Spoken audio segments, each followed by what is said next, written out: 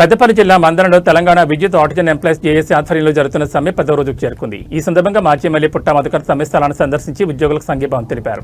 ఎన్నికల ముందు ఇచ్చిన హామీలను అమలు చేయడంలో కాంగ్రెస్ ప్రభుత్వం విఫలమైందని, విద్యుత్ శాఖ మంత్రి భట్టి విక్రమార్క హామీలు నిలబెట్టుకోలేదని విమర్శించారు. సమ్మె చేస్తున్న ఉద్యోగులను బెదిరించి అప్రజాస్వామికమని అన్నారు. విద్యుత్ ఉద్యోగుల న్యాయమైన డిమాండ్లను వెంటనే పరిష్కరించాలని ప్రభుత్వాన్ని డిమాండ్ చేశారు. జేఏసీ నాయకుడు మట్టా రాజు కూడా ఉద్యోగుల సమస్యలను పరిష్కరించాలని కోరారు.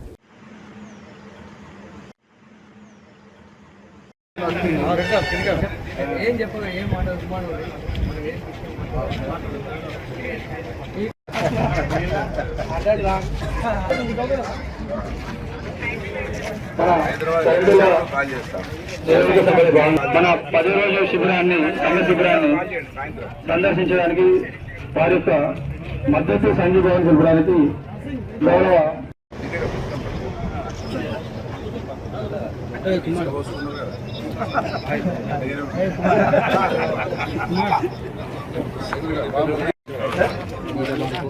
మన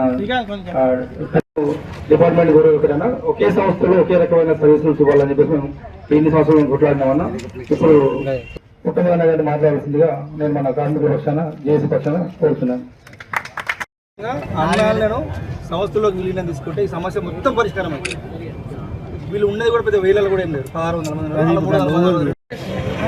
గత 9 రోజులుగా రాష్ట్ర జేఏసీ పిలుపు మేరకు రాష్ట్ర వ్యాప్తంగా మేము అన్మ్యాన్లు మరియు ఆర్టిజన్ కార్మికులు, బీసీడీ కార్మికులు మేము మా ప్రధాన డిమాండ్ల కోరిక మేరకు మేము సమ్మె చేయడం జరుగుతుంది. మా ప్రధాన డిమాండ్ ఏంటంటే ఆర్టిజన్లను పూర్తి స్థాయిలో డిపార్ట్మెంట్కి తీసుకోవాలి. ఒకే సంస్థలో ఒకే రకమైన సర్వీసులు ఇవ్వాలి. అన్మ్యాన్లను సంస్థలోకి విలీనం చేసుకోవాలి. అత్యంత తక్కువ జీతంతో ఫ్రంట్ లైన్ వారియర్స్గా అన్మ్యాన్ పనిచేస్తున్నారు. ప్రతి నెలలో ఖచ్చితంగా ఒకరో ఇద్దరు అన్మ్యాన్ చనిపోతున్నారు. కాబట్టి సంస్థ ఖచ్చితంగా అన్మ్యాన్లను సంస్థలోకి విలీనం చేసుకుంటే వాళ్ళకి పూర్తి ఉద్యోగ భద్రత కల్పించిన వాళ్ళు అవుతారు. కాబట్టి అది మా ప్రధాన డిమాండ్. ఆర్టిజన్ల డిమాండ్ ఏంటంటే సంస్థలోకి ఆల్రెడీ మేము విలీనం అయినాం, కానీ సర్వీస్ రూల్స్ వేరే ఉన్నాయి. మాకేంటంటే ఒకే సంస్థలో ఒకే రకమైన సర్వీస్ రూల్స్ ఇస్తూ మా విద్యార్హతకు తగ్గ కన్వర్షన్ ఇవ్వాలని చెప్పేసి మా ప్రధాన డిమాండ్ అన్న. మేము గత 9 రోజులుగా చేస్తున్నాం. ఇది 10 రోజుకి చేరుకుంది. కాబట్టి మేము ప్రభుత్వాన్ని మేము వేడుకునేది ఒకటే, మాకు చదువు ఉంది, అర్హత ఉంది, కానీ మీరు మమ్మల్ని గుర్తించట్లేదు.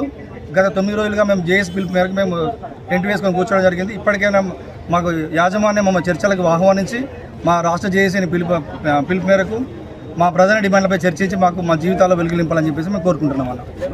ధన్యవాదాలు. Artisan employees joint action committee ఆధ్వర్యంలో మంతని డివిజన్ మరి కేంద్రంలో విద్యుత్ కార్మికులు వారి యొక్క న్యాయమైన కోరికలకై 10వ రోజు నిరవధిక సమ్మె కార్యక్రమాన్ని ఇవాళ సందర్శించడం జరిగింది. మేమంతా బీఆర్ఎస్ పార్టీ శ్రేణులమంతా కూడా.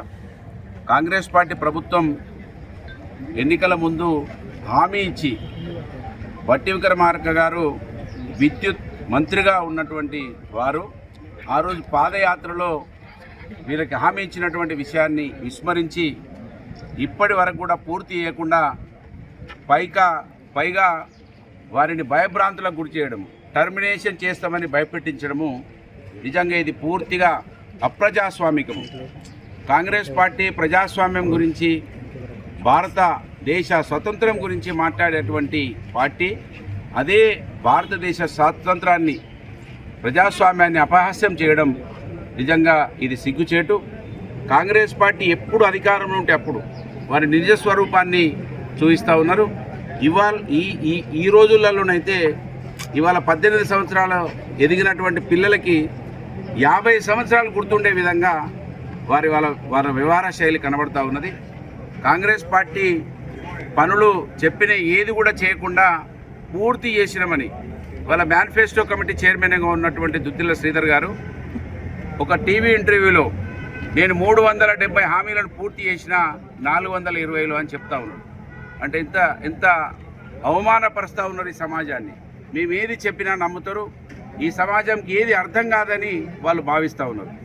ఈ కింది నుంచి మొదలు పెడితే పై వరకు రాహుల్ గాంధీ గారు కూడా ఈ రాష్ట్రంలో మహిళలకు 2500 రూపాయలు ఇవ్వకుండా కూడా 2500 రూపాయలు ఇస్తున్నాం, మన అకౌంట్లో వేస్తున్నామని చెప్పిండు. ఆ విధంగా గ్రామ స్థాయిలో ఉన్నటువంటి కాంగ్రెస్ పార్టీ ఢిల్లీ స్థాయి వరకు కూడా అదేవిధంగా అబద్ధాలు ఆడుతూ పోతా ఉన్నారు.